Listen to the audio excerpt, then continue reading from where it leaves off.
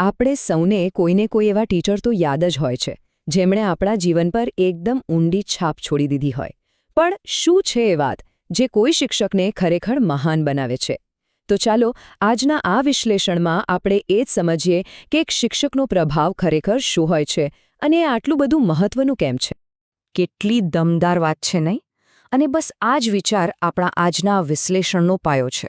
કોઈપણ સમાજ માટે શિક્ષણ એના હૃદય જેવું છે. તો પછી આ વિચાર સાથે જ આગળ વધીએ અને સમજીએ કે આ કરોડરજ્જુને આખરે મજબૂત શું બનાવે છે. તો મુદ્દાનો સવાલ આ જ છે. આપણે બધા એવા શિક્ષકોને તો મળ્યા જ હોઈએ જે બસ પોતાનું કામ પૂરું કરે છે. પણ એવા ખાસ શિક્ષકોનું શું જે આપણને આખી જિંદગી યાદ રહી જાય છે? આ સમજૂતીમાં આપણે એક સારા અને એક પરિવર્તન લાવનારા શિક્ષક વચ્ચેનો જે તફાવત છે એને ઊંડાણથી સમજવાના છીએ.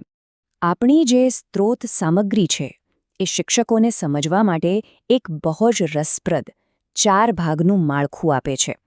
આનાથી આપણને એ સમજવામાં મદદ મળશે કે શિક્ષકોના પણ અલગ અલગ લેવલ હોય છે, સૌથી નીચલા સ્તરથી લઈને છેક ટોચ સુધી. આ 4 કેટેગરી સીધી સ્ત્રોતમાંથી જ લેવામાં આવી છે, જેને આપણે હવે એક પછી એક જોવાના છીએ. એટલે કે આ કોઈ હવામાં કરેલી વાત નથી, પણ એકદમ વ્યવસ્થિત રીતે ગોઠવેલું માળખું છે જે આપણને શિક્ષકોના પ્રભાવને સમજવામાં ગાઈડ કરશે. તો આ છે એ 4 તબક્કા: ખરાબ, સરેરાશ, સારા અને ઉત્તમ. આપણે સૌથી નીચેના લેવલથી શરૂ કરીશું અને ધીમે ધીમે ઉપર જઈશું, એ સમજવા માટે કે દરેક સ્તર પર શું બદલાય છે અને ભણાવવાની ક્વોલિટી કેવી રીતે વધતી જાય છે. ચાલો તો શરૂઆત સૌથી નીચલા સ્તરથી કરીએ. ખરાબ શિક્ષક. સ્ત્રોત પ્રમાણે આવા શિક્ષકની સૌથી મોટી ઓળખ છે એમની સતત ફરિયાદો અને નેગેટિવિટી. અહીંયા સૌથી મોટી વાત છે જવાબદારીની. મતલબ જવાબદારી લેવી જ નહીં. આવા શિક્ષકો સમસ્યાઓ માટે હંમેશા બહાર જ જોયા કરે છે, સ્ટુડન્ટ્સ પર, એડમિનિસ્ટ્રેશન પર, સિસ્ટમ પર, પણ ક્યારે પોતાની અંદર જોતા નથી. અને આ જ માનસિકતા કોઈ પણ જાતની પ્રગતિને રોકી દે છે અને ક્લાસરૂમમાં એક નિરાશાનું વાતાવરણ બનાવે છે. ઓકે, હવે એક સ્ટેપ ઉપર જઈએ. સરેરાશ શિક્ષક. એ ફરિયાદ નથી કરતો, એનું કામ છે ભણાવવાનું, બસ ભણાવે છે. આ એક એવું બેઝિક લેવલ છે જ્યાં કામ થઈ રહ્યું છે, પણ એમાં કોઈ ખાસ જોશ કે પ્રેરણા નથી. આ શિક્ષક એકદમ નિયમ મુજબ ચાલે છે. ચોપડીમાં જે લખ્યું છે એ બધું ભણાવશે અને ટાઈમસર સિલેબસ પણ પૂરો કરી દેશે. એટલે કે ડ્યુટી તો પૂરી થાય છે, પણ એમાં કોઈ ઊંડાણ, જુસ્સો કે પ્રેરણા જેવું નથી હોતું. વિદ્યાર્થીઓને માહિતી મળે છે, પણ કદાચ જ્ઞાન નહીં. અને અહીંથી આખી વાત રસપ્રદ બને છે. એક સરેરાશ અને એક સારા શિક્ષક વચ્ચેનો જે મોટો તફાવત છે ને, એ એક જ શબ્દમાં છે: સમજાવવું.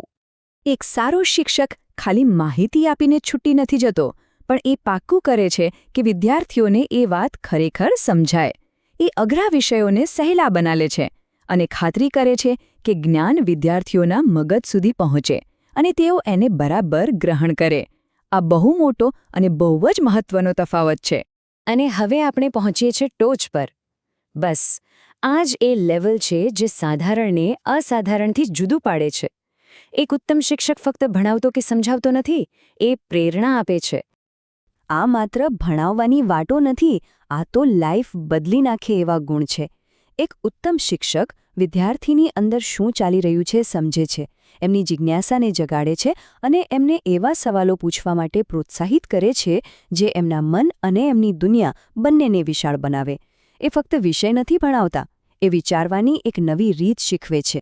રવિન્દ્રનાથ ટાગોરની આ વાત, જે આપણા સોર્સમાં પણ છે, એ આખી વાતનો સાર કહી દે છે: એક દીવો બીજા દીવાને ત્યાં સુધી પ્રગટાવી શકતો નથી જ્યાં સુધી તે પોતે બળતો ન હોય. શિક્ષણ એ અંદરથી આવતી એક આગ છે. એક શિક્ષક બીજામાં જ્ઞાનની જ્યોત ત્યારે જ પ્રગટાવી શકે જ્યારે તે પોતે સતત શીખતો હોય અને વિકસતો હોય. આ એક બહુ જ ઇમ્પોર્ટન્ટ પોઈન્ટ છે.